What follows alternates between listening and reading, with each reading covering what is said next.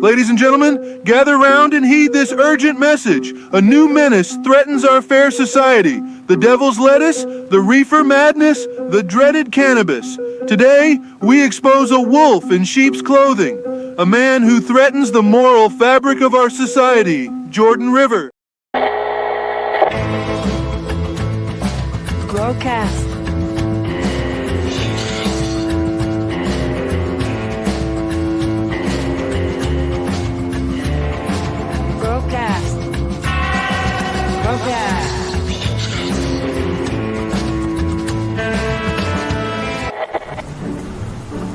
Oh no! A new wave of marijuana legalization is coming! What are we gonna do? Have you heard about GrowCast Podcast? It's pesticide-free and rich with vitamins.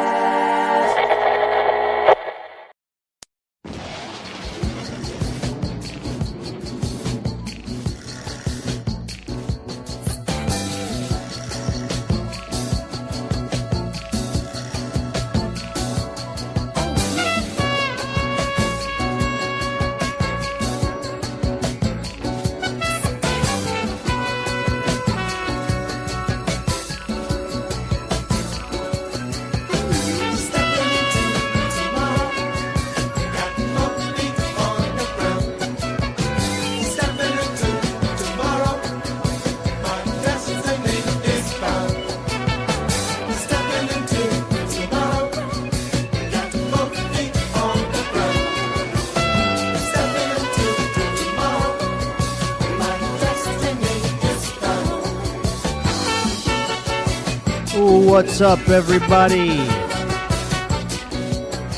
How are we doing tonight, folks? Monday night. What is it, Wednesday already? All the members in here used to our Wednesday night live streams. What's going on, everybody? We are live on YouTube's.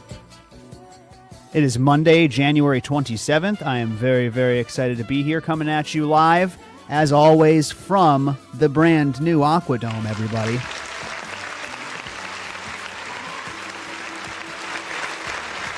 Give it up, folks. Give it up.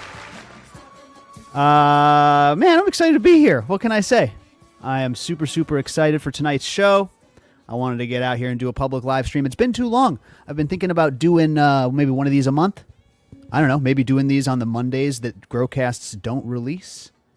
Maybe get a few interviews in here. I was just talking to producer Jay off air and some of the moderators, and maybe we should get Brandon Rust on here next time and just chat with him live on YouTube. You are freaking out, man. I hope not. Do I sound okay, chat? Testing 1, 2. Can you hear me out there? We got good sound, everybody. Let me just get your attention. It's a Medness Day. That's correct. That's correct. We're live, everybody. Welcome. Check us out. We're GrowCast. I'm used to doing these every single Wednesday for the members at GrowCast membership, but like I said, I'm excited to be here on YouTube tonight on a Monday. Feels good. Get the week started off right. You know what I'm saying? A lot of people don't know the Aquadome even exists.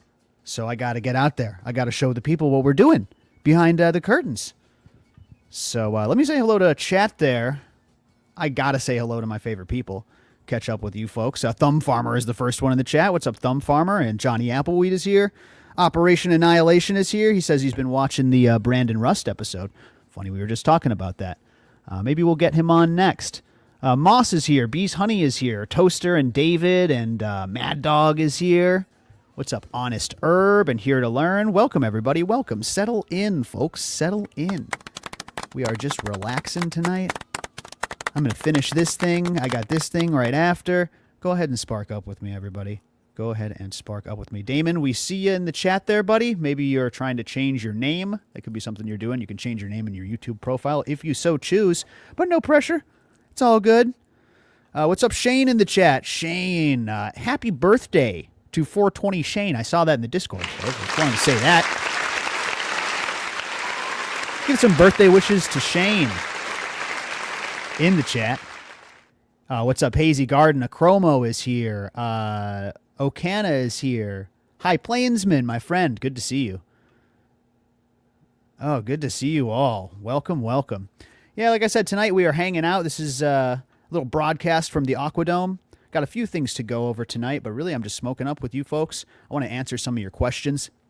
You know, we do a Q&A every single Wednesday for the members at GrowCast membership. But I wanted to do these and maybe go a little more long form on this show and be able to riff longer than taking care of the members where I have to address every single person individually and specifically. So I'm excited for this stream, like I said, and you can drop your grow questions. I'll be asking for them soon, actually, but you can certainly start thinking of them now. A bunch of love for Shane in the chat. I like to see that. What's up, J5? What up, Operation Norman? Ty, welcome, everybody. Dirty Donut, welcome, everybody. What are we smoking? I'm going to light up some Peach Quake right now. Now, I've got this Peach Quake flower. You know what? Shane would know something about that. And it's gorgeous, and I put some rosin on it, and I want to tell you what the rosin was that I put on it, but I don't know if that's YouTube friendly. I got to get used to this.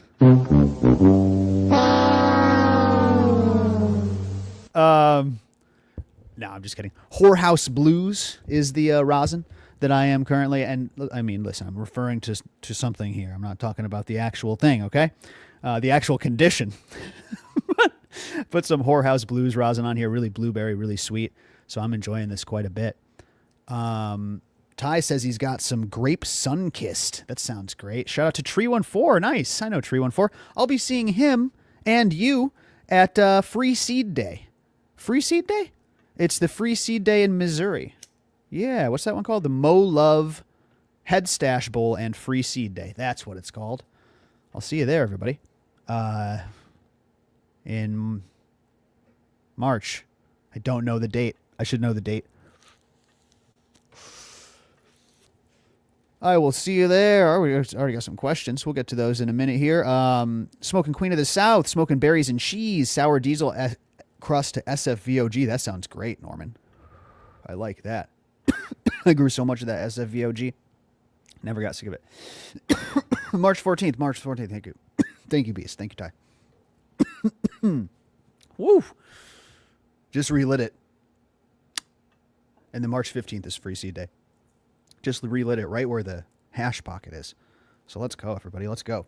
As the children say, let's go. Let's grow. All right? How about that, everybody? Let's grow. Golf clap. All right, we're getting silly tonight. We are live every single Wednesday, like I said, for GrowCast TV for the members. We do interviews, we do Q&As, and we will be doing that tonight. But like I said, I'm getting a little bit loose here. We're going to get a little goofy, have a little fun tonight. Feel like hanging out with my favorite people. Speaking of which, Producer Jay is here, always present. What's up, Producer Jay? Hey, what's going on, man? Hey, what's Welcome, friend. About to get started on your next run. Very excited for you there, my friend. We'll catch up with you momentarily and talk all about that. Rugged Gent also joins us, a wonderful member and moderator. What's up, Rugged Gent? Hello. How are we doing? What's up? There's that voice.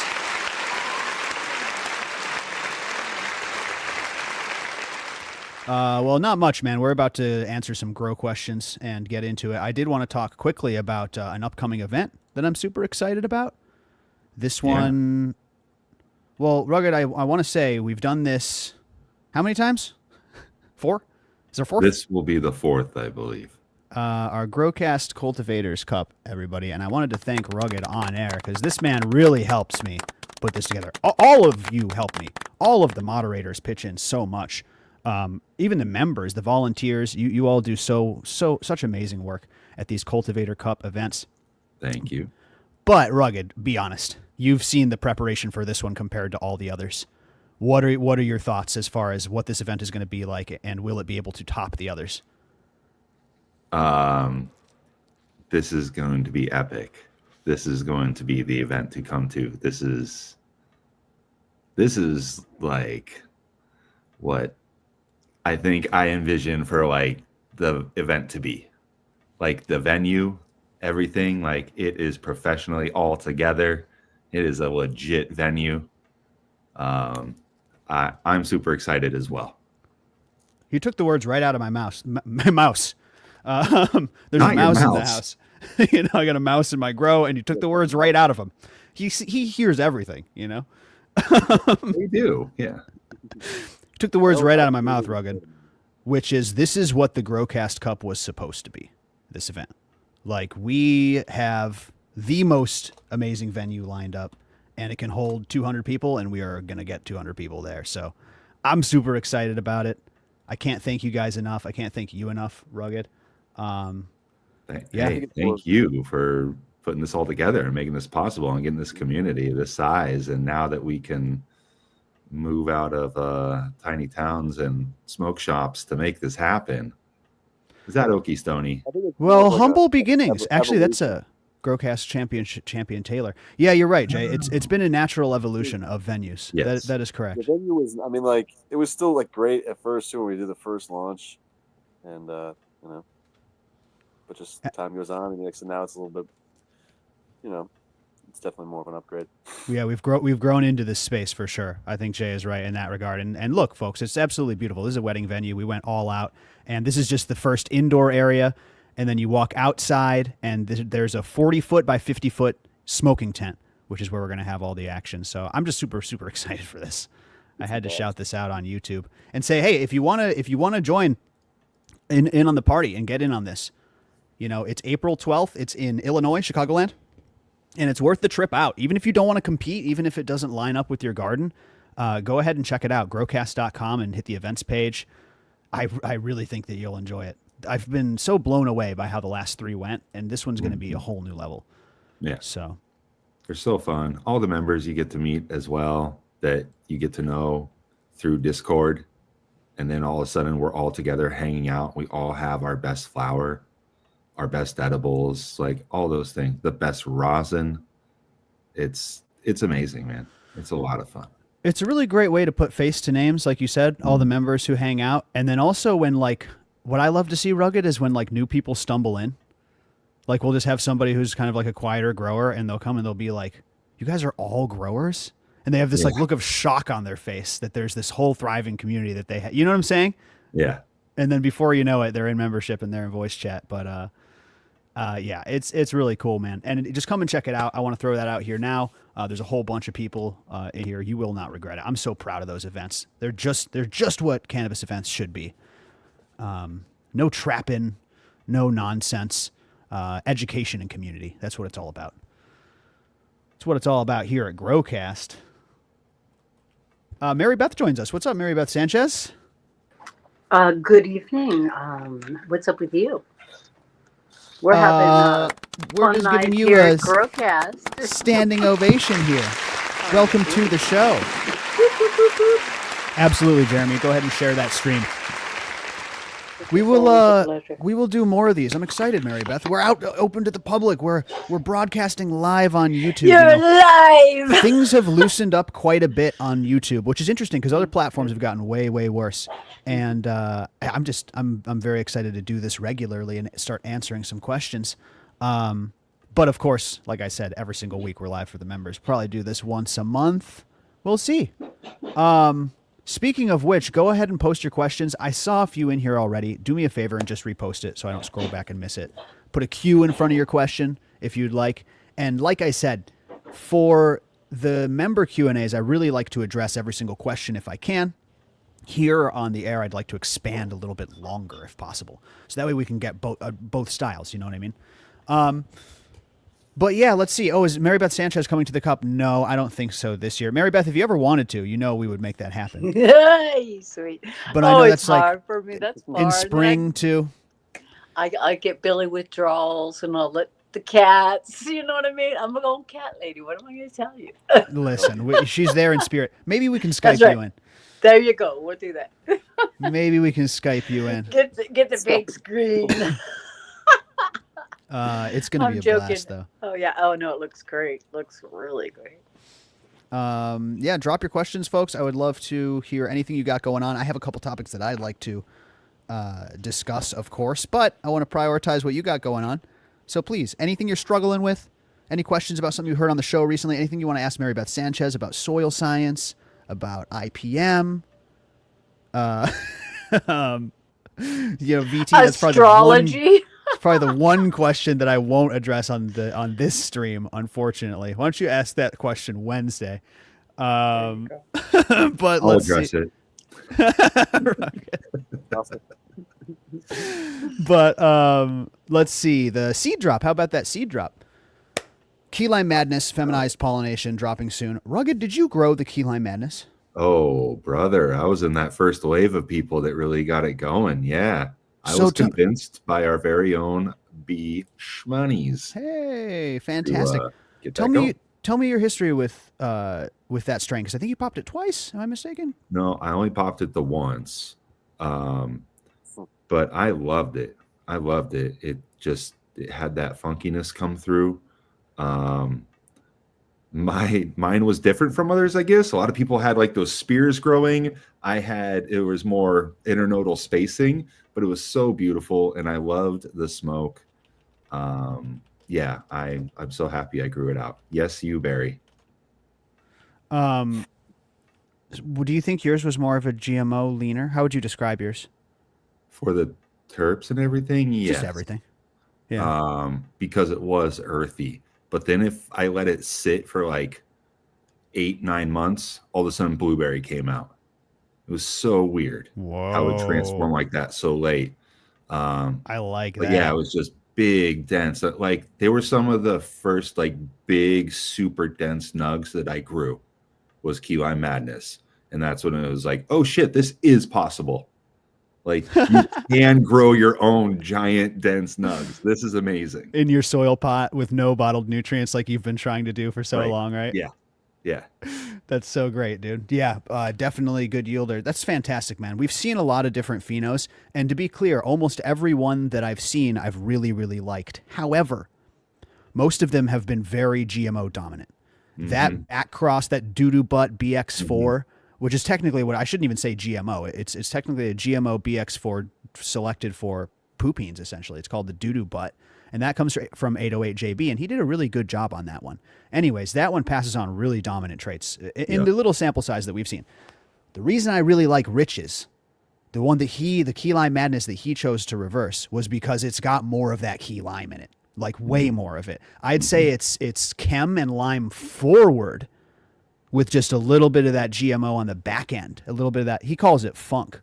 I think it's more chemy than funky. So I like them all. And yours sounds delicious as well. I do think the one that he has is a real unicorn that he's reversed. So I'm excited for it. Are you excited to get in on this one, Rugged? I'm sure you're going to grab. Oh, yeah. Yeah. A femline from Rich? Are you kidding me? Yes. I should say something here on the show. Yeah, I'll just say this. I'll do a little teaser here. I got a text from Rich. He said that the plants, the pregnant plants that he's shucking right now, are absolutely loaded.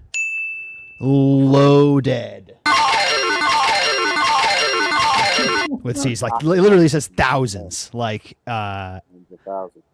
absolutely loaded with seeds. So we're very excited about the pollination, and those are going to be ready before you know it. Let me just say some of the crosses that he is hitting the Key Lime Madness reversed cut to. He's hitting it to some of the classics like Truffle Cake number 2, the Rhizo Rich cut, Cookie Truffle Shuffle, 2 different cuts of double stuffed Oreos, including the Junior Mint cut that's been talked about. So there's a lot of the Oreos work coming back into play. He's hitting it to LA Kush. He's hitting it to Sherb Cream Pie. He's hitting it to deep fried Oreos. He's hitting it to Oreo King. He's hitting it to, there's probably more. So you can expect all of those. Heck yeah. All right, we'll get into the grow questions. Everybody's saying I'm trying to buy less seeds. This box set's going to be so far. Listen, it's going to be huge. Yeah, I definitely need some of those too. It's going to be huge. Oh, you're going to love it, Jay, because it's all the things you love. It's GMO and chem. Those are like your 2 favorite. Yeah, the box set. The box set's where it's going to be at. Oh, thank you, guys. That's amazing. So there you go, everybody. Stay tuned. That is coming, and it's going to blow your minds. All right, let's do this. Mary Beth, you want to knock out some grow questions? I am so willing and so able. Let's didgeridoo this. Am I right? Oh yeah, do the didgeridoo. How did I know you owned a Didgeridoo didgeridoo sound. before I asked? There's two of them in the house. Two of them in the I house. could have told You you know, that. I cannot do circular breathing. I'm always waiting for somebody to come who can play it. Because I love them. That's so funny. Yeah. Idiom Crone has a cool name, and he's also got a really good question. Idiom Crone says, Mary Beth, do roots grow and expand at the same rate in veg and flower? So I have thoughts on this. You go first, though, Mary Beth. My opinion is they, just like the plant, they grow a lot more during veg. Kind of like, remember that old saying about above and below? They kind of mirror each other somewhat. So, during veg, you really want to get your size on, and you really want to find your nutrients. So that, I think they're doing most of their searching then. When flowering comes on, it's like you're in a state of pregnancy. All your energy goes towards the offspring to come, or the trying to get offspring to come, trying to become pregnant or fertilized, as you say in the plant world. But yeah, I think the energy changes, and so it's more directed towards that whole finishing the flower thing. You nailed it. And I want to transition this into, I want to break this down a little bit further for the moderate and advanced folks and kind of go top to bottom on this one. And it's going to lead all the way up to purple stems. Okay. So Mary Beth is absolutely right. Cannabis is an annual plant. Like it's an annual plant. It vegetates and then it flowers. And as you know, the most of the root growth is done during that vegetative and then into the flowering stage, like stretch phase. And then the plant begins to senesce and does all its things because it's an annual plant. It's ready to end at the end of the year, right? Ready to die at the end of the year. Got it. Good. So naturally, that's what the plant does. But the way we grow, where we are pouring on a solution of minerals, some of which are very important to not just production, but like signaling, like telling the plant what it wants to do. That really plays a role. This is why obviously you don't use nitrogen late in flower, because nitrogen is a vegetative signaling element. It's going to make your plant start doing weird shit. Doesn't need that high nitrogen late, right? Well, when it comes to roots, this is something that I've really like begun understanding and observing in my own grow. And shout out to Slow Nickel for doing a post. This is one of the posts that I think he reposts pretty regularly. And he talks about phosphorus to potassium ratios. And remember, Mary Beth said above and below the ground, right? Well, this is the huge breakthrough for you guys to remember. Mark this one down. Wide shot, Cambot. Above the ground is potassium, and below the ground is phosphorus. Phosphorus is used in every like energy participant, any participation that the plant uses energy. ATP, all of that stuff comes from phosphorus. But when you take a look at what phosphorus does, is it drives root growth, just like potassium drives aerial shoot growth. This is why when you get late into veg or deep into flower and your plant's like root bound, this is why you see phosphorus deficiencies and like dark purple stems start to happen. It's because your roots are phosphorus hogs and they're crying for phosphorus and they're grabbing up all the phosphorus. And it's root bound, so they're stressed and they're not getting enough and they're drinking very quickly. And then there's not enough left for the above ground. There's not enough left for your plant tissue. So it starts to turn that dark purple eventually. What you need to do is correct your phosphorus to potassium ratio. You might not have too much potassium, but you might need to bring up that phosphorus, and that's how you correct purple stems.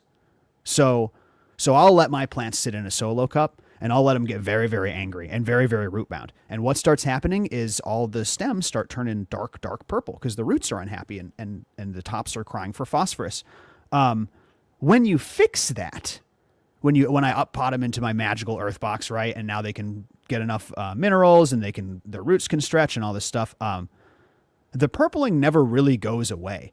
That lack of phosphorus, correct me if I'm wrong, Mary Beth, but what it is that lack of phosphorus won't allow the plant to produce the correct pigment, like chlorophyll, and that's why it's not coming through green, is why it turns that other color, is my understanding? Probably you're right. That's not really clear in my brain. Sounds right. But it sounds really good to me. Very plausible. I'm going for it. Yeah. So when you fix that problem, it doesn't reverse. It doesn't just magically go back and be like, oh, this purple stem, like I'll go ahead and correct the pigment. That doesn't happen. But if you have more growing to do as that plant, if you put it in another bigger pot and it starts to grow, slowly you'll notice that new growth will like fade out that purple and go more towards a green. And that means that you've corrected your phosphorus imbalance. So potassium, K, drives aerial shoots. Phosphorus is hogged by the roots. And when you're seeing purple stems and purpling, unnatural purpling in a non-purple variety up top, it's because you need more phosphorus in relation to your potassium. Oh, I hope I explained that well, because I've been really hyped on that, but I feel like I didn't explain it super, super well. That was good. I learned it today. Thanks, Jay. That's why you're here, buddy. You can add more. You can just add more phosphate. Yeah, for purple stems. Long story short, raise your phosphorus in relation to potassium by purple stems. And also, if, for instance, you like spike your potassium and then you're seeing purple stems, you know that it's in relation to one another. So yeah, Slow Nickel, he's an interesting follow. I definitely recommend him on Instagram. He's into like more ag stuff. Like he's into like avocado growing and all sorts of crazy stuff. But he has a lot to say on plants. I like the guy. I'm thinking that a lot of people are confused by phosphorus because they think it's the flowering thing. So they don't want to add too much of it in the beginning when they don't realize that it's really essential for roots and shoots. It's always known for the roots and shoots. So all the new growth requires a certain amount of phosphorus. And if you're afraid to put it in because you're during the growth season, you're doing your plant a disservice. You're so right, Mary Beth. That is such a good point. And I think that things have changed too, right? So if you remember, Mary Beth, a lot of the old fertilizers that you would see back in the day, like when I say back in the day, I'm thinking 2010 to 2015. These were all the saltiest fertilizer you could think of. There weren't these like super highly formulated specialty lines. And what was the bloom booster? It was a 0, 50, 30. Right. Like that's so much phosphorus, right? So we didn't see purple stems back in the day, Mary Beth. Right. Though you get things like 1600, and then they'll have 0, 30, 50. And you're like, what the heck? They're just too extreme. But those kind of things are meant to be used in great dilution, ideally. But you know how people are. True. But the thing is, what's happened is, like back in the day, when people were pounding their stuff with Mother of All Blooms, you didn't see any purple stems. You saw over-fertilized plants, but you didn't see any purple stems. Now things have actually gotten a little better. They've gotten a little more balanced, and that phosphorus has come down a little bit. Yeah, they were noticing the phosphorus kind of flavor in the plant because of the excessive amounts of phosphorus. And I think that's when the flushing really got started at the end of the thing, was to get those excessive amounts of phosphorus flushed out, so you didn't taste so much like you were smoking a match head when you were smoking. Absolutely. So it's a really cool follow. I recommend going and checking out that post and that page. Noah has a question Sounds very good. How do you feel about Slow Nickel P-Cal in 1660 living soil? He's got some really cool like specialized nutrients. He's got like pure boron and pure micronutrients that you can't really find anywhere else. Very, very interesting. That P-Cal will be phosphorus and calcium, I assume. Yeah, absolutely. And I would write him and say, here's what I'm doing, and I'm sure he'll get back to you. 100%. Purple stems are tied to light intensity and magnesium requirements. Well, it's all tied to light intensity. What's interesting about this is that's true. Like the whole photosynthetic process is tied to light intensity. So sometimes if you have like a leaf covering a stem and then you move it away, you'll notice that the purpling doesn't happen there. But that's because photosynthesis is occurring all over the plant. It's most effective in leaves, but photosynthesis is happening all over the plant. That's why you can remove all your fan leaves and your plant just doesn't die. Now, magnesium is a real specific symptom. Magnesium is yellowing from the lowest leaves up. Magnesium is yellowing from the lowest growth upwards. Dead giveaway of magnesium. Purpling in non-purple varieties is a sign of phosphorus deficiencies. Now, other things can cause streaking in the stem, right, Mary Beth? Like, isn't sulfur also culprit when it comes to purple streaking sometimes? Yeah, so a deficiency can be expressed this way sometimes, and so you just kind of got to pay attention. Does it look like streaking, or does it look like the whole thing's turning purple? You make your judgments. There's a Right. lot of real subtle differences between various deficiencies, so that's why it's a little tricky. But you get kind of used to it. You just look at it for a while. You And start does to your figure it out. variety naturally purple is the other question. Like someone will send me a Exactly. plant and you can tell that it's not performing at its healthiest Right, because it's right. not praying, right? That's a good Exactly. giveaway. Is it supposed to look like this? Some of them do have really, really pale leaves naturally, and so they don't need to be super, super green. But are they all consistent color? Or there's these kind of things that will be dependent on your strain or your particular, especially if you're growing from seeds. They're not identical twins like clones, so they aren't always going to be coming out identical or behaving identical or responding identical. It's amazing the variation you get with seeds, but it's also fascinating and fun and challenging. So I highly recommend it. They will definitely feed differently. That is for sure. Mm-hmm. Best amendment to correct phosphorus deficiency. This is where it gets interesting and sometimes challenging, which is, Mary Beth, there's not a lot of pure phosphorus products out there. You know what I mean? I'm There's always going for the guanos. Oh, guano. Going Okay, for sure. the guanos. Like seabird guano or something? Yeah. I always try to find something that swears it's Sure. responsibly sourced or whatever, because that is an issue. But it's not hard to find. You can find this stuff, and so it's, to me, the ideal number one thing I would go for. And manures in general tend to have phosphorus. It's the nitrogen that they don't contain. Manures are good sources of these things, but if you want like crazy amounts of phosphorus, go to the salts. Your rock phosphate's okay too, but See, I was guano gonna is say- one of the best things you can put in your soil, especially if you have living soils.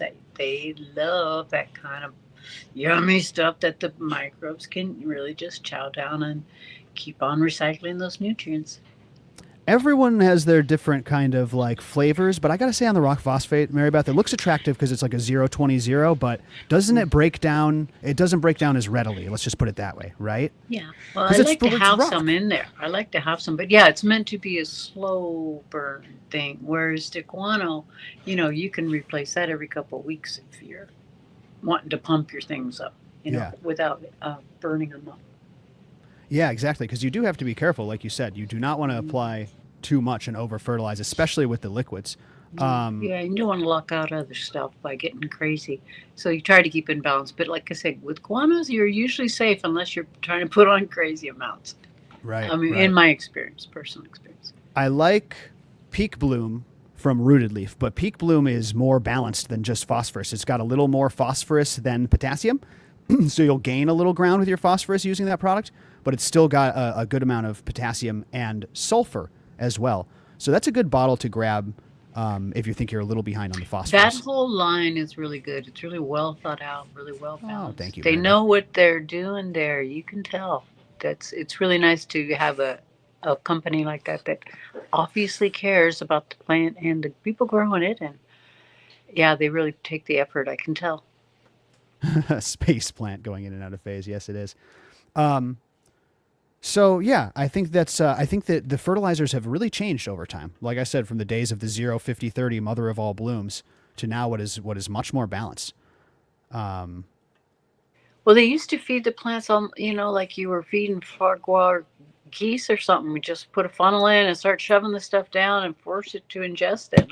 And it's not really the thing that the plants like the best. And it seems like you can get so much better results with the, regular or, living soils and recycling nutrients with your biology and that kind of stuff.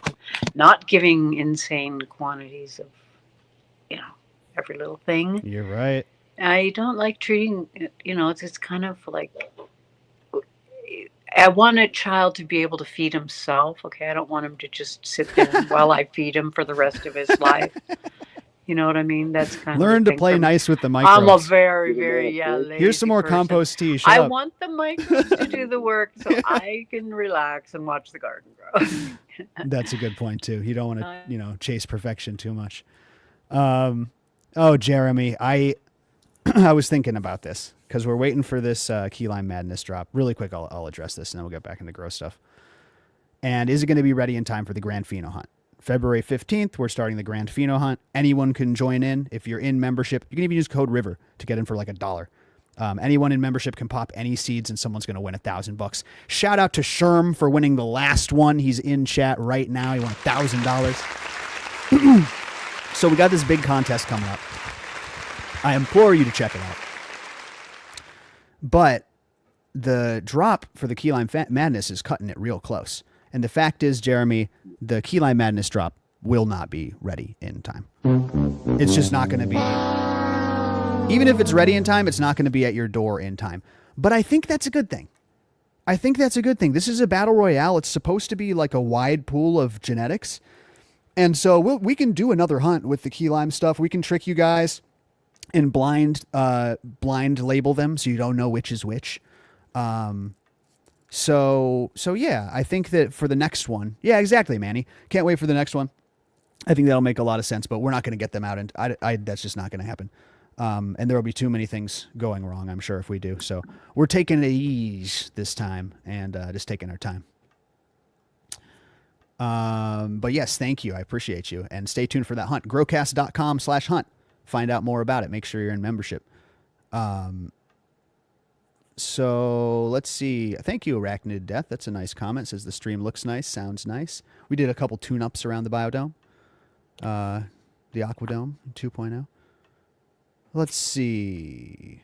Let's keep it going, folks. Oh my God, it's already like 40 minutes in. Probably going for a little over an hour tonight. And it looks like we've had a really good turnout. So thank you guys for tuning into the stream. I just want to say thank you. You're welcome to hit the like, share the stream. Almost dropped my joint there. You guys are awesome for being here. We'll be live this Wednesday for members with ATG Acres. And then Monday we got Hygrozyme, so stay tuned. Okana's got a question, and this is a question I get a lot. Who was I just talking to? Was it you, Jay? Or maybe it was Chrome 6 Christina. Questions about moms and keeping moms healthy are maybe the most common, like one of the most common questions that we get asked. Like, Jay, you know what a mom is, right? Like you keep a plant just to take cuttings off of it. You keep it in veg forever. Yeah. It's hard to keep them healthy. You know what I mean? Especially, well, I shouldn't even say especially. It's hard to keep them healthy for long, long periods of time. So this is a question we get absolutely a lot. I'm going to throw it to chat right now. I mean, we got 100 people in here live right now. If anybody has any specific tips on keeping a mother alive, I would love to hear them because I don't have fantastic advice on this.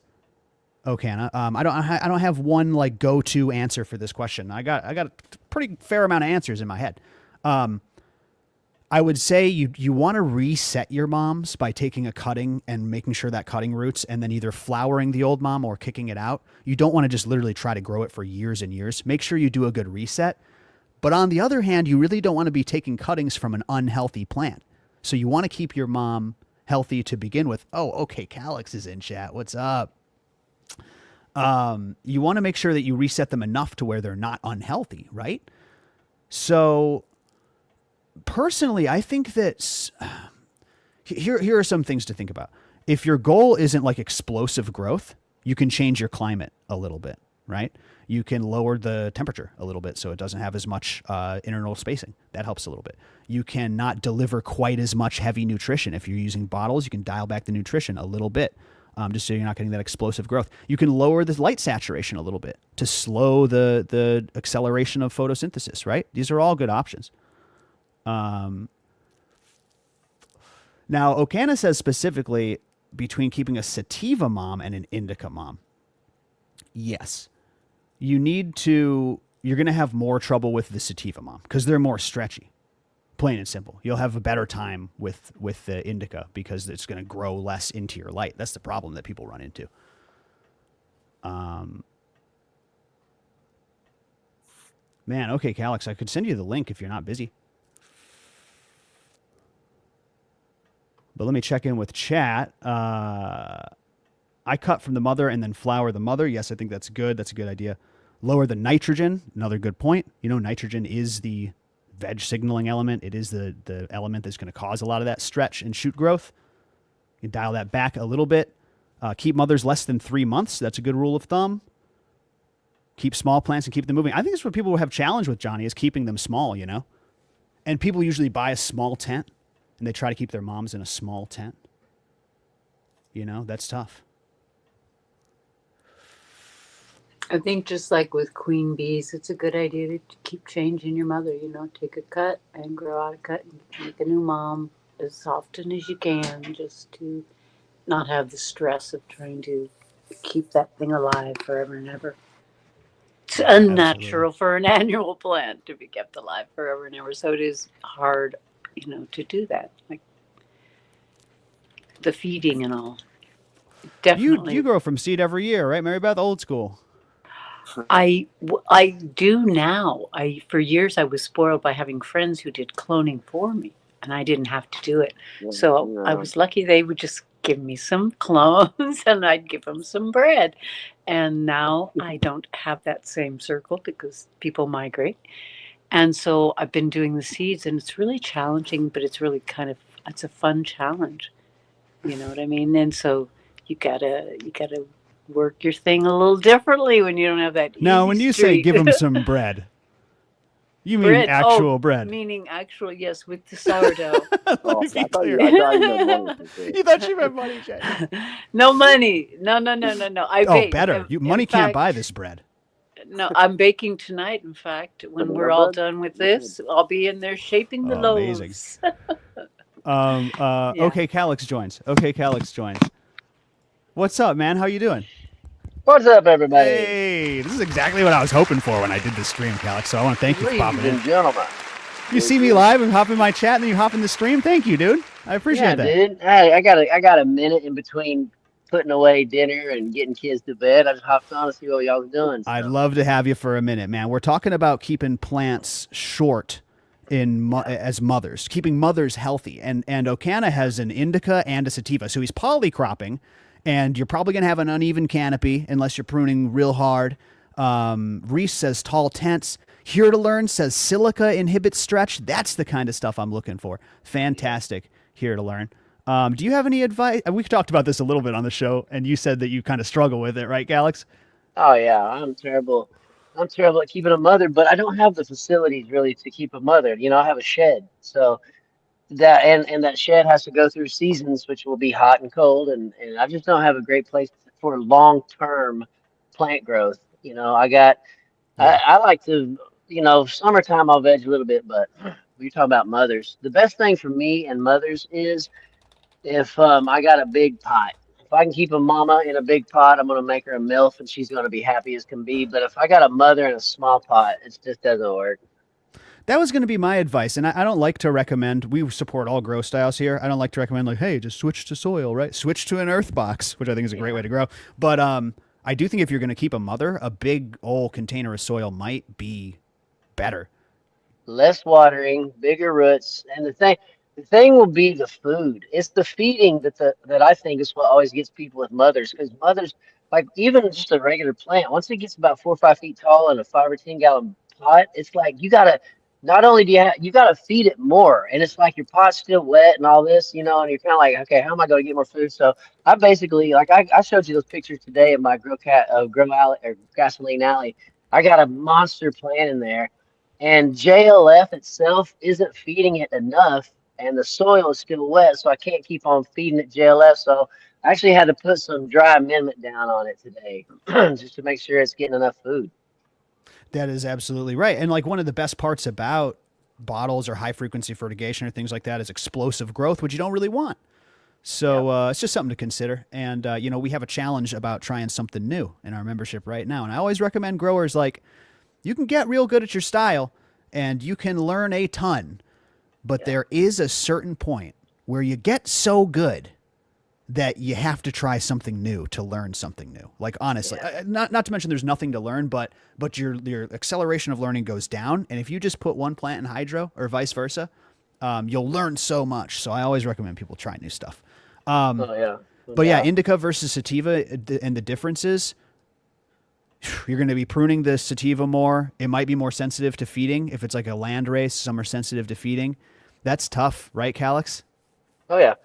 Yeah, it depends on if you're growing mothers, don't expect everybody to be the same. They're all going to be different sizes and shapes and growing faster ratio than others. Feeding schedule more, it's just you're working with different strains and they're going to act differently to you. Keep all my mothers in 1-gallon pots with lots of pruning, and I've kept them like a year before like that. Wow, that is talented gardening, my friend. That is very good gardening, Primal, because that's I know not Primal easy. Plant That's Care. freaking hard. He's a That member is who grows very well. Yeah, good job, Primal, because that takes dedication. It takes consistency too, which I'm not consistent. I'm consistent with what I like what I'm good at, what I enjoy. I'm consistent with, but I don't like watering my plants, so I'm not going to be consistent doing that. And that 1-gallon method, I would kill all my plants. But so good job, Primal. Yeah, that's awesome, man. 4x4 grow pot, plenty of room for 4 moms. Yeah, even putting multiple in a big pot. Variety is the spice of life. Absolutely true. Shoot, Calyx, you don't work with a lot of landrace stuff, though, do you? Sativas, long flowering sativas. Do you find yourself growing a lot of that? No. I don't like long flowering. I don't like long flowering. But just because that, like a week 8, I'm already like, dude, I got to cut these down. I got to get moving on to something else. The plant itself has been around for so long, and my ADHD kicks in. I'm like, all right, we got to start new stuff. So I don't like long flowering veg. I don't like long flowering flower. I like to get it done, man. That's why I got in those blueberries at first, is because I found a couple that we were cutting at day 52. The very cherry I had, we cut it at day 52 also. So most of my stuff flowers out early. Yeah, I like that early. Listen, I don't like growing long flowering stuff.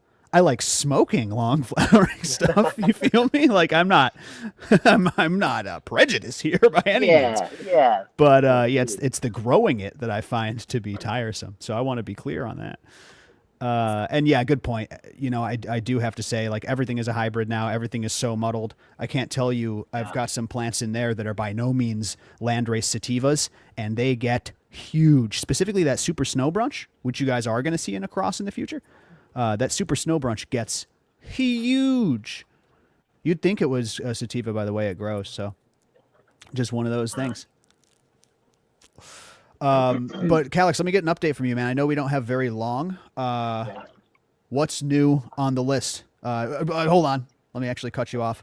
Loving your bokashi. I throw it in with every top dress in my earth boxes. Just ripping. Following Farmer John, okay? Farmer John says, get some nice fresh bokashi. Because people are like, is this bokashi good? Is this bokashi, that bokashi good? We want fresh bokashi, right? You don't want something that's been sitting around and temperature changed and shipped all over the country, right? Yep. No, exactly right. The fresher, the better.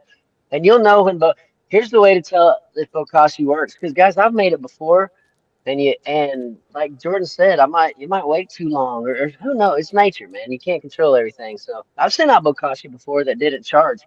And so what I like to do is, man, put the bokashi after you water your plants.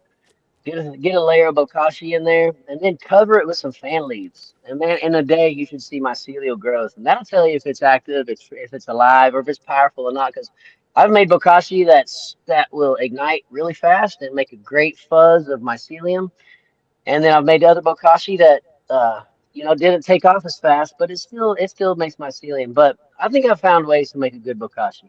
Oh man, I'm loving it. So I do want to say that your stuff is working really well. Of course, members get 20% off.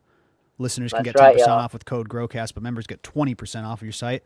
But I'll shut up now. What do you got coming down the pipe? Mo Grows Fire. He got straw jelly. Peach pistols coming. I've got about a 6-foot one of those plants going right now. In Gotta veg. go outside in summer. Yeah, dude. My plants are going to be. I just decided to just accept what's coming my way, and I'm going to have massive, huge outdoor plants this year. So I've got to prepare, dude. I've got to, because they'll break, they'll fall. I'll have a calm storms will come along, and I'll snap every one of them. So I'm gonna have to do tons of work with T-posts, bamboo posts, getting things up tall, and getting some horizontal lines across, hold everybody up. But that's what's coming my way. Massive, massive summer plants, dude. Cannot wait. If you put out that 6 feet straw jelly peach pistils, how big you think it'll be by the end of flower? It'll be close to 20 feet. You think so? It's going to over double in size? Yo, definitely. No doubt about it. In just a few months even. Once it gets out here in the soil, dude, they go nuts. Oh Like my it's God. easy growing once I can get stuff outside, man.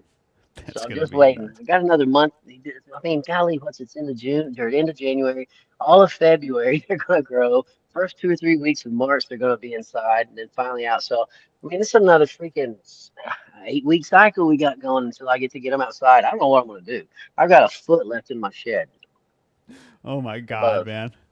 So you're not the guy to be asking about controlling the height of your Nah, Your there's advice no is control, fuck it. dude. There is no control. There's no control, man. I just put my hands down and said, forget it. It's on. Holy shit. I love it, man. I love it. Well, So, thank you so much. Kid Mac was telling me about entering a grow contest with y'all. What's going on? I Oh, know I've heard you talk about it, but give me the details since I got you here. sure. Just really quickly, I did talk about it briefly, but there's new people in here. There's 100 people in here. We do the Grand Pheno Hunt. It is the ongoing GrowCast challenge where you guys hunt different phenotypes and we select a winner and we give you $1,000. So, Dang, Calyx, dude. it's just a grow along where you can win $1,000. It's really, really cool. Hygrozyme is the sponsor. I want to give a huge shout out to Hygrozyme. They put up the money. I made this thing. I was like, fuck it. I'll Okay. do it. I'll pay it. And then Hygrozyme came along and said, how do we be part of this? So the next That's round awesome, starts February 15th. Be ready. Be in membership. Code River to get in there for like $1.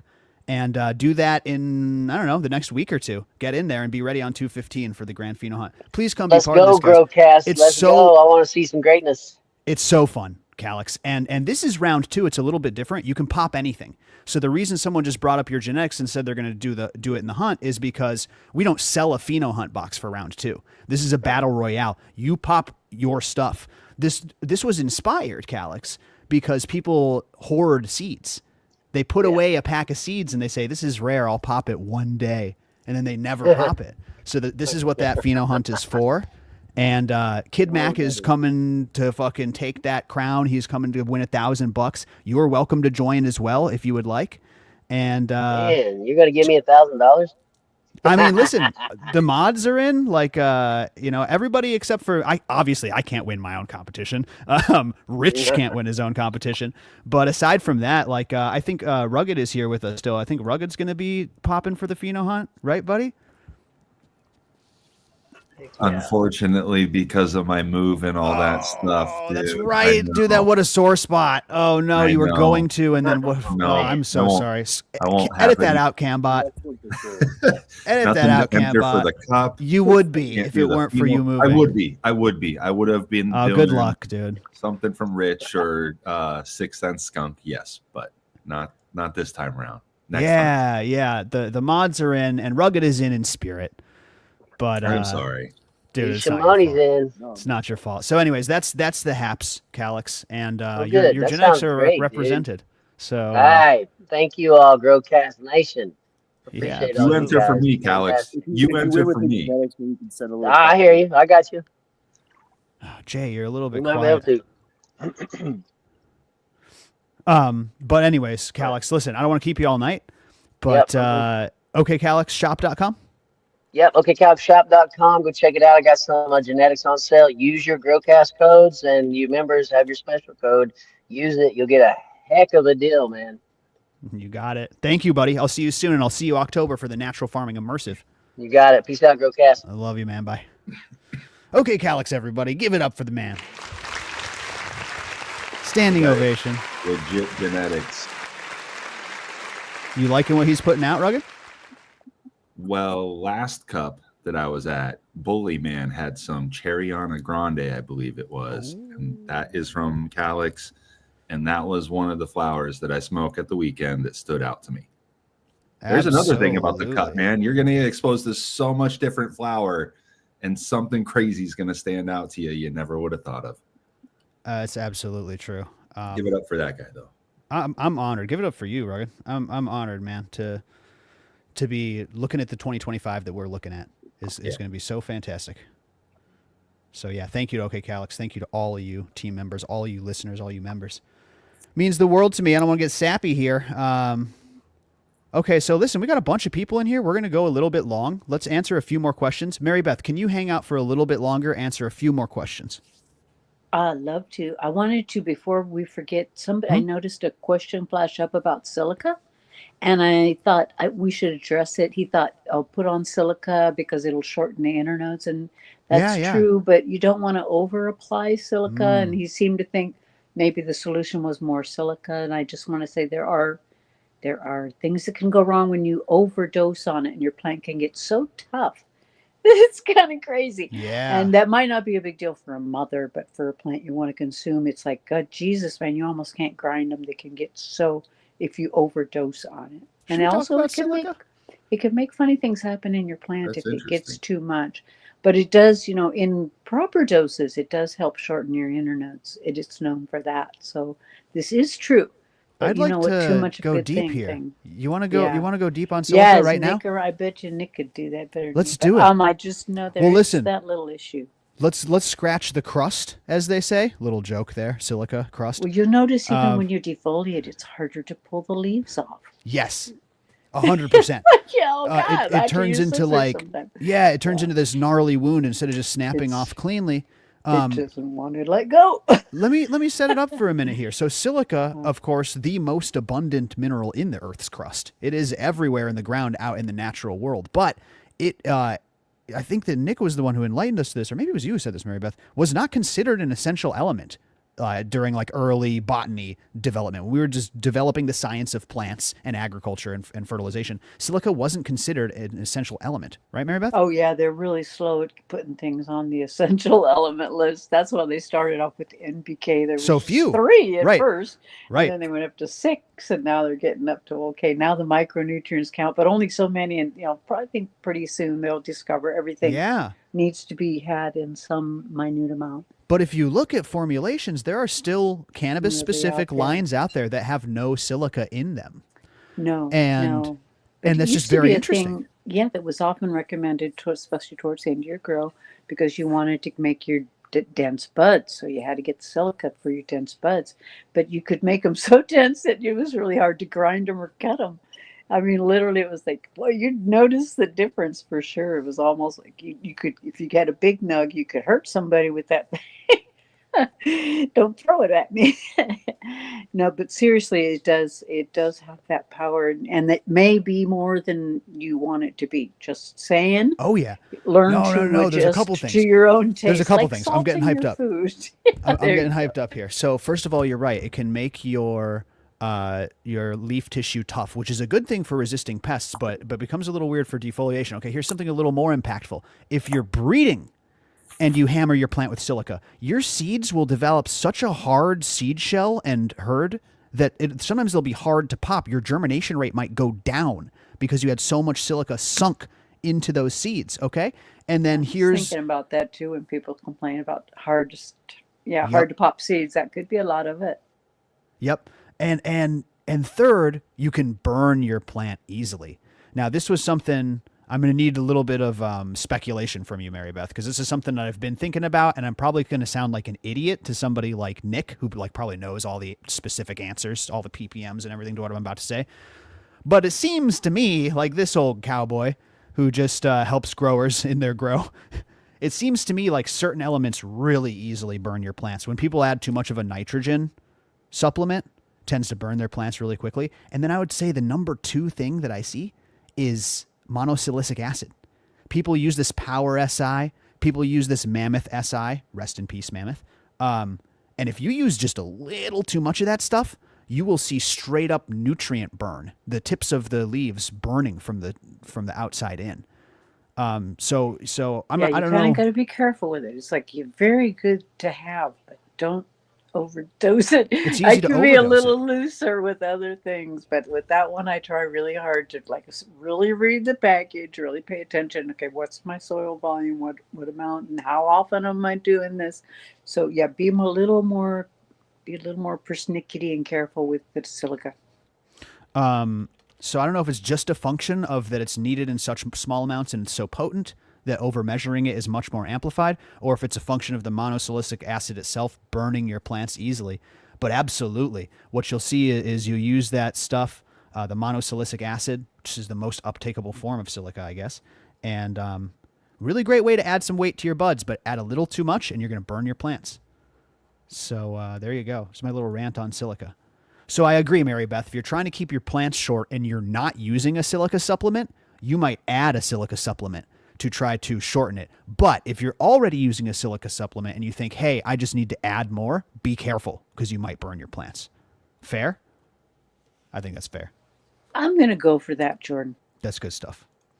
Here's another one. We'll keep going for a little bit here, and then I believe Barry is going to join us. Barry, if you want to hop on, you're welcome to. Moderator and member of the community. There was a question about SIPs that I'd like to revisit when he gets here. But first, let's answer Ty's question. What up, Ty? He says, question, if I pH my soil high, will it deter the uptake of heavy metals? So what do you think, Mary Beth? Are we thinking about pH more, or are we thinking about getting some carbon into that soil?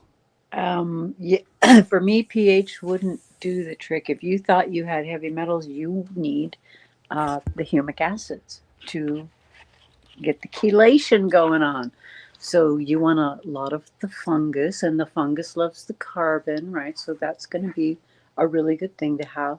And the humic acids are in the compost and the compost tea especially, or in, if you have the bottled forms or the, packaged forms, there's a few that are better than others for that. They are not all alike. But your best source really is compost and compost tea for humic acids, the kinds that your plants really, really, really love. And fungus, if you can get, the beneficial fungus and all that carbon-rich soil, everything's going to be better for you down there. It'll get chelated. It won't matter because it'll be taken up by these chelation, the way the molecules lock it up. Your plant won't get it. Unless if for some bizarre reason it actually wants it. It'll put out chemical signals saying, I want that, I need it. And they'll go through their exchange. And, one will get the things from the plant. That's the sugars and the proteins that the plant have to give out. And then the other will get the minerals or whatever that they so desire in whatever quantity. They have worked this out since the time began. And they crawled on the earth. So adding a high quality it humic acid. And I recommend you go check out that amazing episode with Nick. I think it's Humics and Fulvics, I believe, is the episode. And Mary Beth, don't be afraid to add plenty. It's not one of those things you can burn yourself with. Okay. Opposite of silica, which is I've added twice, multiple times on accident, twice the amount. Sometimes I even just go with the Farmer John method and measure by the glug when I'm adding my humic acids. But like you said, if you have some compost, you probably shouldn't be buying it. Just use your own your own home mulch. Yeah, as long as you're watering through that compost, if you're top watering, I'm assuming, and you'd be using your compost maybe like a mulch, then you would be always watering it into your soil. I would always be chelating every day, chelating for you. Big Silica doesn't want you to know about silica slurry. Barry's new patented silica slurry. Sorry, go ahead. Go ahead, Mary. Just that I think it's the oyster mushroom that is particularly good at remediating any soil that has heavy metals in it. So if you think you have an issue with your soil, go ahead and inoculate it with the oyster mushrooms. If they're one of the easiest ones for beginners to grow, and they can take the worst kind of crap and just take it out of that soil. I'm talking about hardcore petroleum toxic crap. I love hearing you talk about gardening. It's wonderful to have fungal life in your soil. They can do amazing things. MBS my little. Is that the ABC of gardening? Always there be you chelating. Always be I like that one. I like that. I want it on a t-shirt. True. Jordan. True. That's the new sign-off slogan. There you go. And always be chelating. See you next time, everybody. Gosh, there's a couple questions here. Barry joins us. What's up, Barry? What up? What up? What up? What up to you, sir? Welcome to the show. Thank you, everybody. 100 people tuned in. Thank you so much for being here. I'll make sure to do more of these. You guys showed up, so we're going to do it. Can I just real quick, because I put the question in chat, and you got to my comment on the question, but while we still have NBS. Yeah, I don't understand. What if you have pure silica in a slurry is the question? Yeah, we don't need to get into why, but let's just say, hypothetically speaking, I had access to vast quantities of just tap water mixed with finely finely ground pure silica. Again, we don't need to get into why. Okay, I understand. But if why. I had Long-time access listeners to- know why. If you're a member of GrowCast, you can piece this together if you're part of the lore. Am I right about that, Barry? You are correct. Yeah, okay. If I had access to it, is something like that worth putting in soil? Maybe in small amounts even, but or is that just crazy? What form of silica is it? Do you know? Like, what is it? I know that it is 99. It comes from material. Again, we don't need to get specific. That is 99.98% pure silica. And it's already dissolved in a solution. Dissolved is a relative term. Loose term. It's a Yeah, it relative is. term, but it is incredibly finely ground. What do you think, Mary I'm Beth? just wondering if it's not monosilicic acid specifically, if it would. No. Because there No, are. it sounds like dust in there, kind of like silica No. dust, right? Suppose I had There's more pure than one silica. form. So if it's a plant available form, does it end with an We need to know more. ATE? Is it a No. silicate? Is it a No, silicate? it's not it is not a silicate. It is literally silica. Probably Yeah, I'm not then, right? Sure, that's, But that's more not like a- just sand. But it might be good for drainage. It'll take 100 years. Still for the put it plant in to your get soil so for much drainage like sand. Hey, I love what Mary Beth said about the suffix ATE, Yeah. generally meaning uptakeable by a plant. So when you look at the back of your vitamins, you realize that half the stuff that you're paying for is like, that'll go right to your Yeah, plants the same way. It'll work. I like that. In I a like that. pinch. Oh, they want you to spill it, Barry. They're pressing you. You can't tease too much, or else they're going to start to press you. Okay, get in the That was voice easy. chat and you'll find out. Oh, Growcast.com/membership. We'll see you next time, everybody. Just kidding. Don't go anywhere. I don't dox Just kidding. myself. I don't dox myself with personal details on YouTube. Just don't. Just kidding. We're not going anywhere. Yeah, jump in membership, jump in voice chat, and you'll be all caught up. Yeah, people speculating in chat. Let's move on. Listen. No, it's no big deal. So somebody had a question about SIPs, and I remember it off the top of my head, and I can't find it in chat. You want to knock out a SIPs question, Barry? Because I think this is actually a really good one to discuss. Yeah, I'm here for it. So he basically asked, how many runs can I get in my SIP container?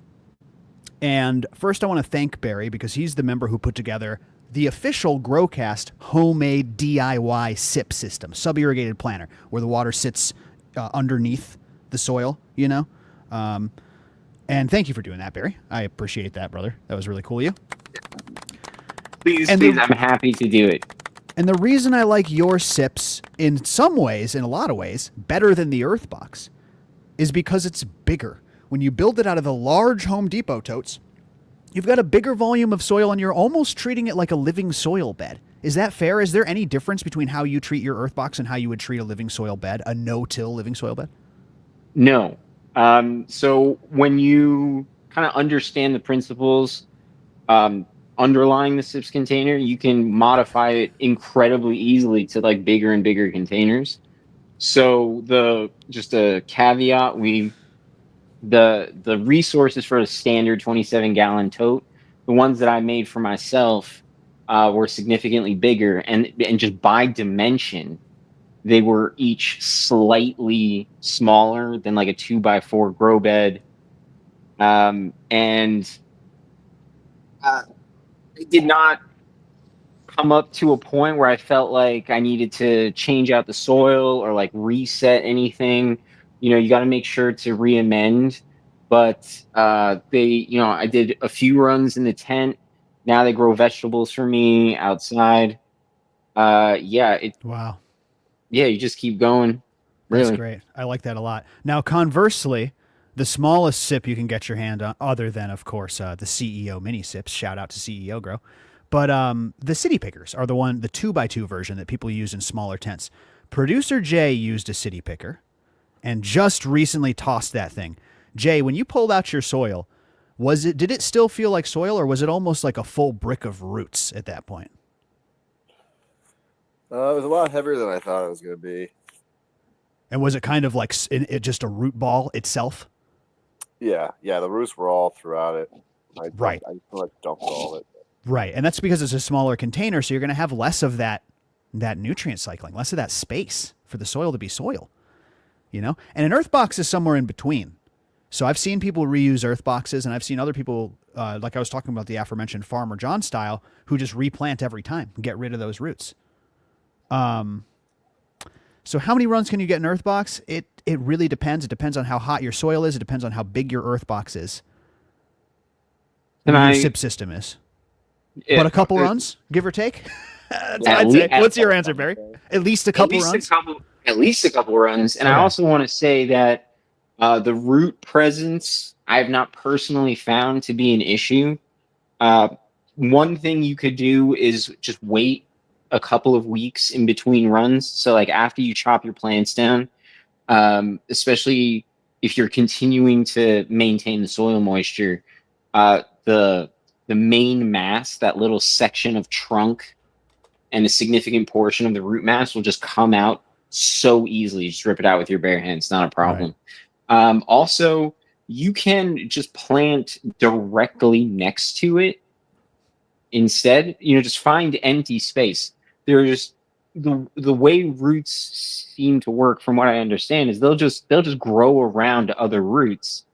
And if you kind of get a nice cycle going, you have previous plants' roots decomposing and adding back into the soil as you're growing more plants. If you go with too many plants too quickly, you can get, one of these sort of disgusting masses that are more root than soil. But if you time everything properly and you're not trying to push too fast, you can just keep going. Well, that's cool that you're just running it, man. That's fantastic. And now they're outside doing veggies, you said. So that's perfect. Yes, sir. Very cool. Also, I'll just throw this out here since we're doing this live. I'm currently testing a very, very, very simple homemade SIP situation that is slightly different for very small pots. So if that works out well, I'd be happy to do a little write-up on those too. Oh, yes, please, dude. I would love to see that.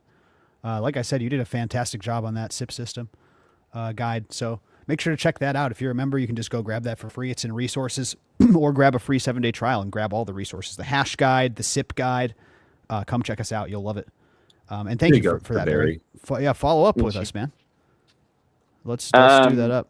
I would offer to show them to you right now, but I'm worried that if I popped on cam, my face would be the first thing. No, don't worry about it, man. We'll save it for next time. There's something else that I want to cover with you, anyways. Before we, hey, Rogue, dude, can we get Rogue a prize? Wow.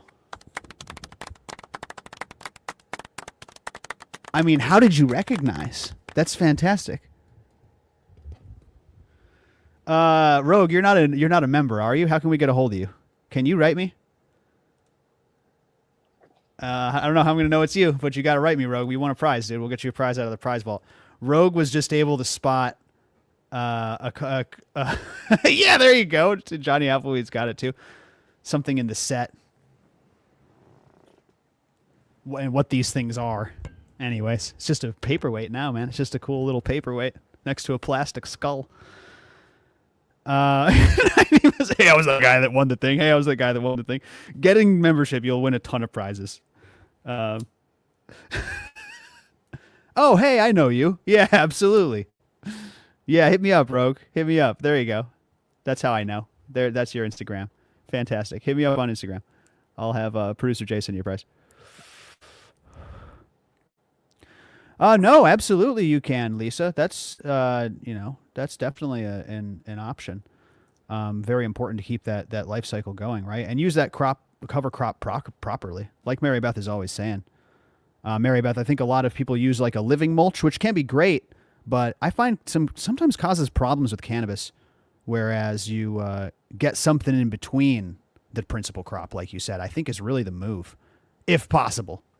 Not necessary in an indoor grow, like absolutely not necessary. You're not damaging the environment, but as long as there's some keeps living things root moving in the soil, yeah. All you got to do when you're done with the cover crop is chop it down, and you can use it as mulch or put it in the compost. It's just even better. And then put some compost on there that's already finished, and use that for your mulch. And you know how I feel about mulch. Mulch, mulch, mulch. That's right. The 3 M's plus the 4th M. I always recycle my soil, says Johnny, and some roots are left over. Microbes eat them up. That's the idea. That's the idea. What was I going to talk about? This hash just got to me, folks. What are we doing? All right, there's still 100 people in here. Thank you for being here tonight, guys. I will absolutely do this again in the near future. I think we might get Brandon Rust on for the next one. A couple of people have mentioned him now in chat. I think he'd be a great GrowCast Live guest. I'll have to do a custom intro for GrowCast Live. But of course, we are live every single Wednesday for the members. So I'll see you guys in a couple of days. Now, don't go anywhere just yet. We're going to do a giveaway. And also, Barry, we have to tell a little story. I tried to keep you in the dark on which story I was going to tell because I wanted your honest reaction. But do you know what I'm talking about, don't you? I have no idea what you're talking about. Oh, okay, fantastic. I'm on the edge of my seat. Fantastic. No, this is funny. And this is a story that I just have not had time to share. It happened months and months ago. I don't think I've talked about it once on the show. So we're going to get to that to wrap the show. But please, like I said, we're doing a giveaway right now.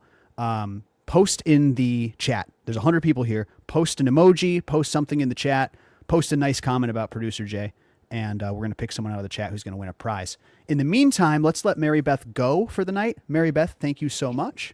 I appreciate you. It's been a pleasure, and yes, the bread is nagging me, and so I really have had a good time. You got to go make that bread, is what you're saying. On a child, yes, it is. It is a rise. All right, Mary Beth. Go get that bread. Y'all. Have a good night, everyone. Bye-bye. You can't fault her for making that bread. Literally.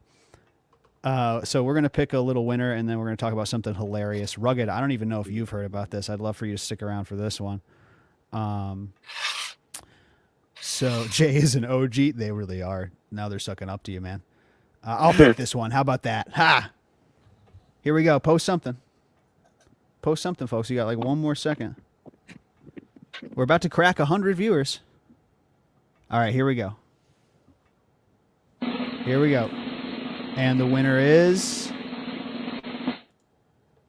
a Chromo. My man, a Chromo wins a prize. Whoa, that's loud. Why is that one so loud? That'll wake you up. You just won a prize. Wake up. Wake the fuck up. Chromo, you win a prize. Jay, go ahead and mark down a Chromo for a prize. Yeah. Hey, thanks, man. I appreciate the message, Cowboy. Thank you, man. I really appreciate that. Shoot me an email or something, Cowboy. I'll get you in the Discord or get you something nice. Awesome. Welcome to all the new people watching. Great to be here. Great to be here, folks. Like I said, one more time, we're going live every Wednesday in membership. Check us out. Get in before the Grand Pheno Hunt. Very, very important you do that. We work really, really hard to cultivate a good community in there.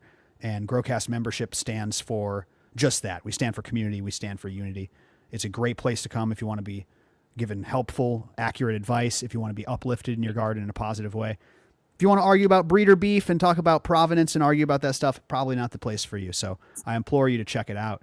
And, you know, it's funny because it's not like hard work. It's what I do, what I love. Are you kidding me?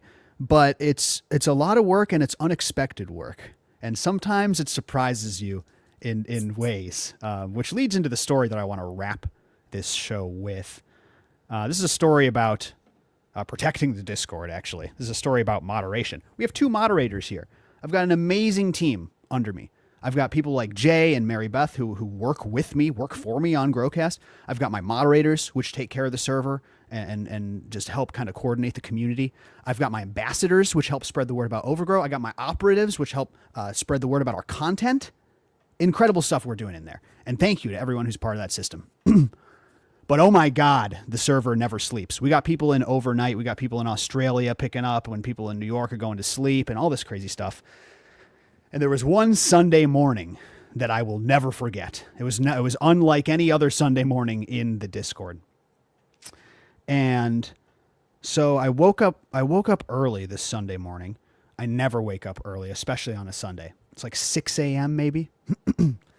And every morning I wake up and I say good morning to the GrowCast server. Every single morning I am in there. Not only am I in the voice chats and going around and seeing as many of these people as I can, I say hello every morning in the members lounge. And there I was.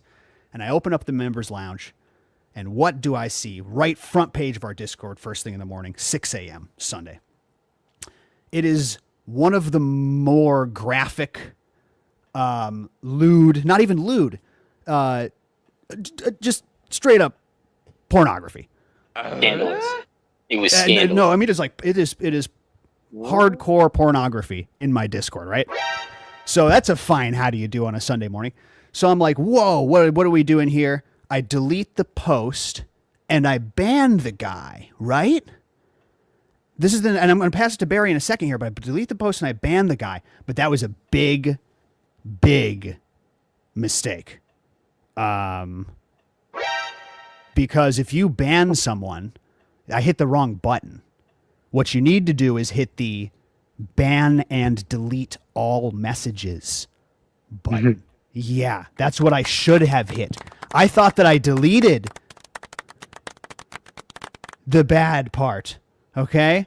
But I looked, and this is where it got bad. I opened up another server channel outside of the members only lounge. I went to the garden. Same picture. All right? Same picture. I look at the links and content channel. Same picture. I'm like, what is going on here? He had spammed every single channel, and I had banned the guy before I could automatically delete everything he'd posted in our server. So now I'm like, oh, God. So what do? I run to the mod channel first thing. Rugged, have you heard this story? I remember this day. I run to the mod channel, and I go, moderators, who's online right now? And this is where Barry picks up. Barry, what are you doing? You're on a similar time zone. What are you doing early in the morning on a Sunday looking at the Discord? I honestly don't remember. Shut the front door. You don't remember this? No, I remember the story. I don't remember what I was doing that morning. Okay. I thought you were just going to say, I don't remember doing this. I was going to be like, how many Discords do you moderate? No, I do remember that we were up weirdly early because you're only an hour behind me. So, I shouldn't have been awake either. But you call out and you're like, hey guys, look what I just found. Oh, yeah. Oh, shit. No, you're right. I went straight to mod channel and I was like, oh, took care of this. Look at this. Crazy, right? Pfft, nuts. Barry, correct me if I'm wrong, but wasn't it a normal member who we assume got hacked? I think that's what happened. Because it didn't come from some robot. Yeah, it's someone... I remember exactly who it was. And a few of us were like, this just seems kind of weird. Especially because Hort had gotten a link as a direct message So a week or two before that. Yeah. It was the same thing. Yeah, and they hacked someone's account and this guy posted it in every freaking channel. Yeah, and I think it was me and Beakers, if I'm recalling correctly. Yeah. I think it was just me and you. I thought, and because what I said was, but we just all started going through every channel that we could, delete. That's what I was going to say. I hopped in there and I said, Barry, you start from the bottom and work your way up. I'll start from the top and work my way down. We had to go through and delete 25. It's just so crazy, you guys. I would never expect this is the type of stuff we have to battle as a cannabis community trying to, you know what I mean? We got to be on watch for every possible attack. So there you go. In retrospect, pretty wild. I do want to say, in retrospect, maybe we should have left it in links and content because it was technically a link to some content. Barry, shut up. He's kidding, folks. No, I'm kidding. We would never.